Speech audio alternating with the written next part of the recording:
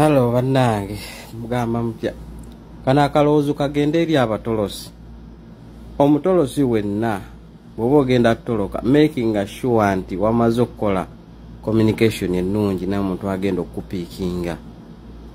Olunaku lwajjo kyatuuse ku muwala Munnakenya yatolose naye yagenza okuweereza location nga location esoma walala kyokka driver ali walala.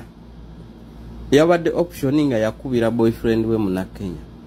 Muno mulumu tulimu Abannakenya babiri, tulimu Abannakenya basatu n'Abannayuganda bameka babiri. Boyfriend yabadde awo ng'essimu evuga akwananga omuwala Munnakenya munne wano ku ssimu tebeesinkanangako yadde ali awo ng'essimu evuga ng'agamba ntoloseeyo naye emmotoka sigiraba ate bankwata bajja kukola ki bandipootinge nyamba nzije nsuleko wa awe uwo ng'omuvubuka ngamba owaye nfunyemu obuzibu girlfriend wange atolose naye bamukwatako bagenda muzzaayo nodde nsaba otuyambye ajje tusule muno saawa 10 nga bukya anaaba amaze okukola communication n'aba munona agenda akole. Zinalowoozezza kuba muno mu hostel tebakkirizamu bawala nga sirina kyakkola tulina kukusa muwala najja ng'omuwala ng'afuna akataxi ng'agenda amunona nga tumukukusa ajja muno mu ruumu nga aganga nga mpita oli nvubuka mugamba mwana tusula omu ffenna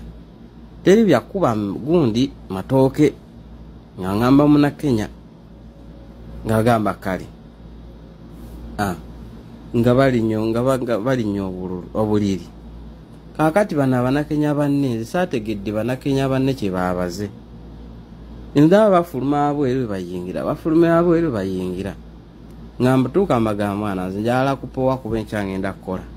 muggyeko light nga bajjako light eyatugamba tagenda tandika kuba message teyagitandiseeyo saawa nga 7 gwa kiro nga mugambo nga nsirika nga muwaaye kayejemuuko kuba naffe tuba tuludde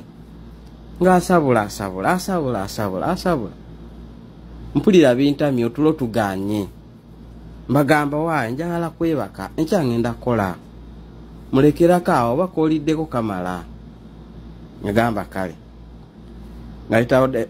bayitawo dakiika ziizo ngaddamu anyiga ensigo ng'akuba ensigo mwaye kayimbe mu Lukiga ekayimbe mu Lunnakenya nja kukuba omugere